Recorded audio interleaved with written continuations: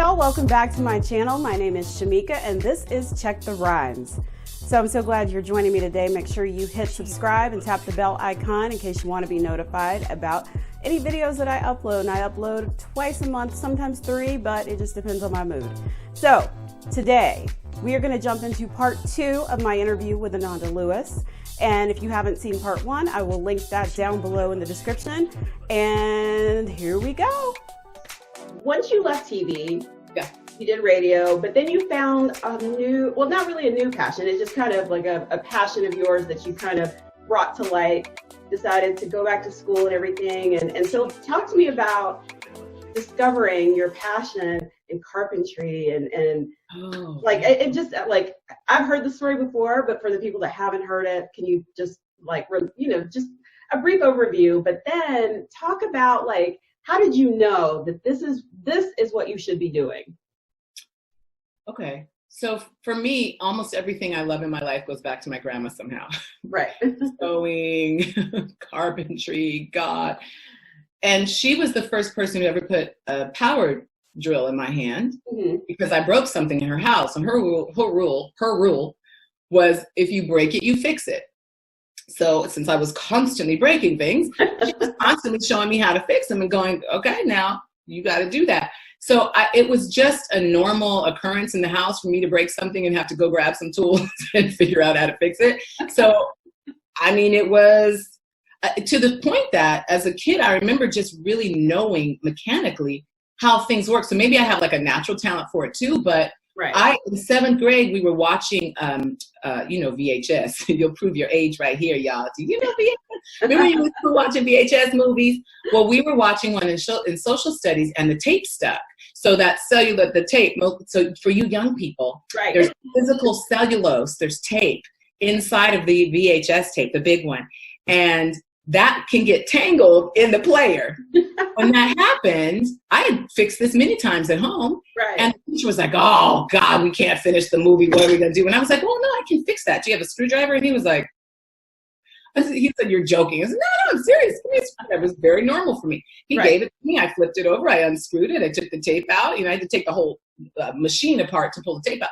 And then I unscrewed the tape itself and pulled that out and took a piece of Scotch tape and taped the cellulose back together, then put everything back together and handed it back to him. It took me like 10, 15 minutes. And he plugged it back in and we continued watching that movie. And he was like, I mean, to the point that he wrote about it. He wrote about it in my yearbook at the end of the year. He was like, I still can't believe you fixed that VCR like that. I was like, it was so normal to me, but this sounds like a theme of my life. It was so normal to me to be interviewing with your book. It's so normal to me. It's so normal to me. That is the name. It was so normal to me. That's a good title. Thank you. Plan on writing a book, but hey. And so when I came back home to take care of my grandmother, and I took care of her the last 2 years of her life, and I was actually the person to, wash her body and everything when she passed, and she passed right in her home where she wanted to be, and that will forever be one of my top 5 things I'm most proud of myself for making sure that happened for her. Yeah. And but while I was there taking care of her, we had so many just incredible experiences together as an adult now coming home to take care of this woman who took care of me. This reciprocation, and the cycle of it was not lost on me. It was so intense to be in that moment sometimes, helping her out of the tub or off of the toilet. I mean, it gets real when you're taking care of your elders. It's real. It's like your babies again. And you have to be committed to going all in, right? And I was all in. Right. And before she got so sick that it got to that point, she was still, my grandma was just a spitfire. She's an Aries like me. And she was like, oh no, you need help? We're going to do it. My mom went away for a weekend to go somewhere. My mom's kitchen was just falling apart. And I was like, we got to do something. Let's go over and try to fix her kitchen. I didn't know what I was doing at the time, but I knew I'd had all this, repair experience. I did a natural inclination. I'd been fixing my truck for years, changing my own oil, all that stuff. And I'd had a boyfriend who was a furniture maker when I was in New York. And so I had information that I gathered through life. Right. So we got to my mom's house and we were just going to put a new floor in, put a new sink system in, countertops. I'd never done any of this, by the way. I was like, oh yeah, we're gonna put countertops, we're gonna put a sink, put a new system, put a new garbage disposal. And then I finally got everything undone. And I was like, oh my God, how do I put it back together? She had a clean out in her sink that was almost solid with it looked like somebody had electrical taped an old pipe, and now that pipe was corroded within that electrical tape. So there was no leak. The electrical tape was fabulous, but there was no pipe either. It was all squishy. And that squishiness, all the rust and everything had gone into her drain and was clogging it. So it was 35 trips to Home Depot later, you know, and asking the guy, well, how do I do this? Well, how do I do that? Well, what do I need for this? And we did this thing, but it got time to put the sink in. My grandmother got on the floor, laid on her back, and held the sink up with her feet so I could caulk around before we set it down. And she was 85, 86. She was a badass. And she's where I get my badassery from. Because we just don't, like, whatever we need to do, this is what's going to happen. It's not going to go like this. So what do I need to do, right? That mentality, that kind of stick-to-itiveness, that tenacity, I absolutely get from her. And I got to witness it when I took care of her, because she was, you know, an older woman. She was in her maybe 60s when she took care of us for a couple of years while my mom was in and out. And she was already retired and kind of slow. So I didn't get to see that version of my grandmother that she was at 13, being the first woman in her town to wear pants that she sewed, or be the only girl in her woodshop class, or all these wonderful things that I heard about her doing. And I got to see it. You know, I mean, when she would beat my ass with switches, I got to see it. But that was a different experience. But this was like a reverence that I got to really sit in, you know, with her, and watching her do this stuff, and watching her be not feeling well, being sick. We didn't know her heart was giving out at the time, but something was wrong. But through it all, she was like, yeah, I'm gonna get on the floor and I'm gonna hold that up with my feet. Yeah, I'm gonna paint that wall. Yeah, I'm gonna help. And we finished that kitchen, and surprised my mom. She was in tears when she got home. We didn't do, you know, a ton of stuff, but we did enough that now she could use her kitchen. Her sink wasn't working, her garbage, everything was not working because of this backup in the wall. And it was like, you know, we high-fived, and I actually have that stuff on video. I used to keep my little, at the time, the little Hi8 cassette recorders. I had one of those, and so that whole time I was with her, I recorded a lot of her. And I feel like I should put something together for my son. Just, that's my fridge making all that noise. That fridge I fixed 2 weeks ago. It's still loud, but it works. I feel like I should put something together for him. And I looked at that footage before I moved, and I was like, wow, I'm so glad I caught this. Yeah. You know what I do want to say to people watching? If you have someone older in your life, I think you and I had this conversation too over email.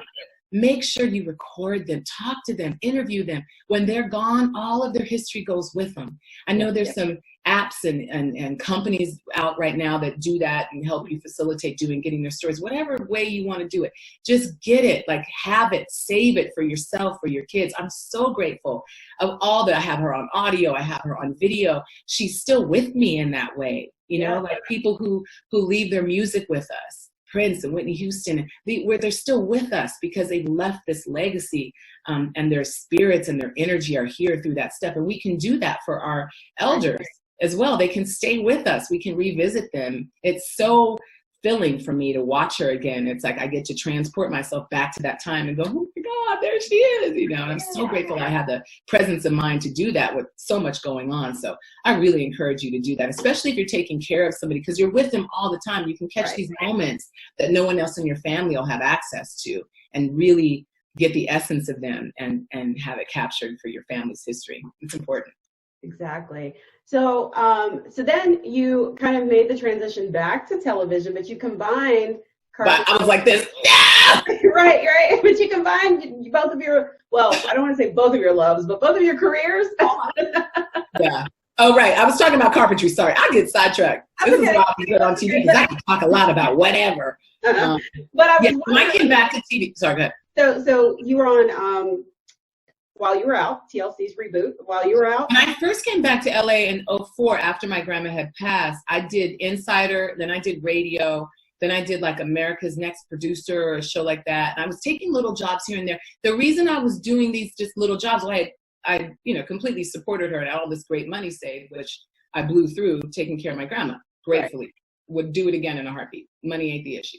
And I knew I could make more money. So I needed to get in here and make more money. So I was taking these jobs because they were paying me, but they weren't what I loved. They just weren't what I loved. And I'm not interested in gossiping about people. I don't think, that is something we should be spending time on. I don't want, so there were all these things I was doing that I was like, oh man, I don't want to be doing it. But I needed the money, and I didn't see myself. I didn't know that there was this gap that I had left just disappearing, that people were looking for me, wanting to see me, would have been supportive of whatever I did. I didn't understand all that. Mm-hmm. And I was just like, I need to get a check. I need to, support myself. But I hit a wall on that. And when I hit that wall, I was living in a house where I was trying to build a shoe rack. So I'd always had tools. I've been a tool collector since I was little. I have all my grandma's tools now.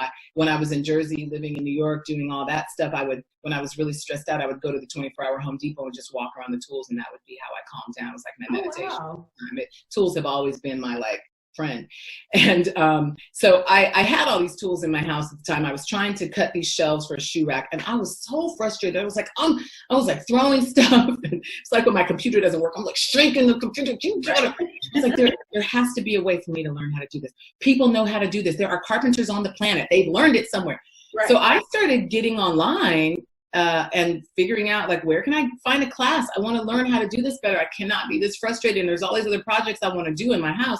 I found LA Trade Tech, and I found some carpentry classes. And it was just pursuing a desire to fix a problem, and knowing I knew what to do, but not specifically how to do it. Right. And wanting to learn that. So I found Trade Tech. I registered for some classes. And when I got there, my first day, my teacher, Mr. Vasella, was like, you're taking a lot of classes, but you're not going for a degree. I was like, a degree in what? And he was like, well, you could get an AS in carpentry. I was like, really? He said, yeah, and you're already taking all the classes. And I was like, oh, I'm definitely doing that. What do I learn all this stuff, and what else? And he was like, well, you can take CAD and learn how to do chief architect. I was like, oh my God. Oh, it opened a whole new world to me. And I was like, oh yeah, that's where I'm at. I, again, quit other jobs. I didn't walk away this time. I gave notice, and it's like, no, I won't be doing any more of this. There you go. Yeah, I told my agent at the time, I was like, this is what I'm going to focus on. And so I was saying no to meetings. I was saying no to auditions. She was like, what is going on? I said, I'm in love with a power tool, and I have to keep coming back. Right. I can't take my class. Classes were from 7 a.m. to 4 p.m. It was a full-time schedule. Mm-hmm. And I couldn't, it was the only choice. Every time in my life it's time to change, it's really clear that there's no other choice here. This is what I'm supposed to do, and this is what I'm going to do at all costs. And that's how it was in carpentry school. I was addicted, and I was 4.0. I was the person everybody else in class came to for notes, because my notes are in full color. I'm weird taking notes. I'm a very anal student. That didn't sound right. I'm a very... Well, we got what you meant. We got you. You know what I meant. And so I was all in. Every single time I do it, I'm all in. So I got my degree, and I was like, all right, now what? And it was silent for a while. I got pregnant with my son a month after I graduated. And so I missed the window of doing an apprenticeship, which is the next step after you get your AS, or doing we had a Habitat for Humanity link up our students could do. So I missed all that, but that's okay, because I got this beautiful boy, and it was another moment of magic in my life. I did a home birth. I breastfed for 3 years. I just fully committed to him. I was all in, fully committed to him. And that was amazing. So I lost nothing and gained everything. Absolutely. And still had my degree when he turned 5. And then jobs started coming up. So that's when we can jump to the While You Were Out came up. Again, I needed to get back to work. Things shifted in my relationship with his dad. And this was back in 2016. And I felt like I'd given up so much of my independence that I literally had my entire life. It was the first time I'd ever given up my independence. And I, hit this kind of fork in the road where that wasn't working out, and said, okay, well, I got to go back to work. And what am I going to do? I'm definitely not going back to TV. So how do I do something I love with what I do love, which is carpentry and construction? And this whole idea of building homes for single moms came up at the time. And then that started kind of marinating. And then I was like, well, that's a big thing to take, to break off right now. I still have this little boy. And so what else can I do? And I said, dang it, I got to go back to TV. But what if I get to go back to TV and do the carpentry on TV? So then those kind of things started coming up. And I believe that every time you put out into this, infinite intelligence of energy that controls everything, that all matter comes from, all this energy out here. Everything comes from energy, and energy is a thought. When you do that, you start to bring into your life the things you've called out. Mm-hmm. And whether you're praying for them or meditating, whatever, you're putting energy toward them, right, and they're going to come back to you. It never comes back void. And slowly but surely, those kind of jobs started coming up for me. The pilot, because I had an idea for a show I wanted to pitch, that turned into the Change Your Space pilot, which wasn't exactly the show I wanted. The show I want to do is specifically catered toward single moms, and there was a whole thing put in place for that. But it kept evolving, and then that show didn't go, and they changed. Somebody bought somebody. I don't know all the business stuff. Scripts bought, all these people. And then, so they didn't want to do any new projects. They just wiped everything off the table and were like, okay, back to square one. What else do we do? But it was inching little by little into the space, into this new space for me in TV, where people didn't know that I had a carpentry degree. And then I was also getting on social media more, because I'd been completely out of the loop on that. So everything just kept kind of evolving. And then the TLC While You Were Out came up, and that was like so much fun. It was like, oh my gosh, this is it. This is what I want to do. And then they decided, we're not going to do any renovation stuff. It really doesn't work for us, but we love you, and we'd love for you to do something else for us. And then that landed me back in the talk show chair. And I was like, really? I'm back in the talk show chair? All right, let me quit fighting God. Let me just say, all right, so you're calling me to do what? Okay, let me do this little talk show. We're back in the thing. And it was so much fun to do unexpected. It was almost like being back at Teen Summit, but bigger, but really more specific with the issue, but bigger in terms of the broader, what we were doing, the broader show.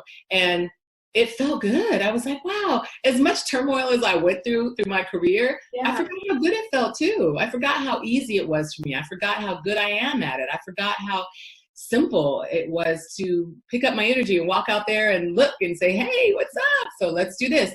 And now I feel like I'm open to whatever God's doing for me. Right now, it's a new business I started, Safely Solo, and what we do is we cater specifically to keeping women safe with information and tools, and collecting lists of where you can go in your area to get self-defense classes, what weapons are legal in your area, where can you buy them, and just compiling all the information women need to have a resource to keep themselves safe. And I did that safety tools video because those are the weapons I carry.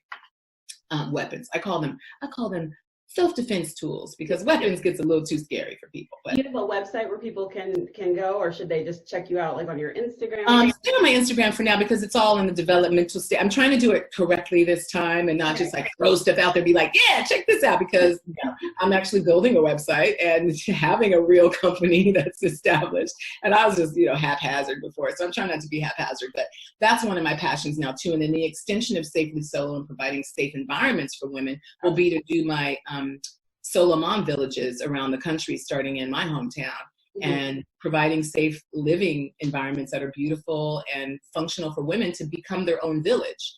Most solo moms don't have a village, and that's why life gets so difficult. We're not supposed to be raising these kids by ourselves. It's just not supposed to be like that. You're supposed to have help.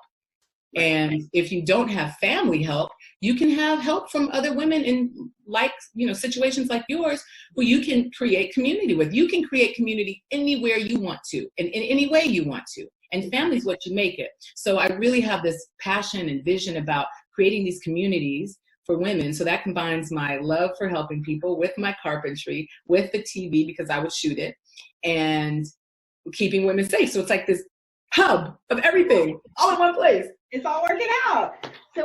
And that was part 2 of the interview with me and Ananda Lewis. So make sure that you stay tuned, because part 3 will be coming up soon, and you don't want to miss that.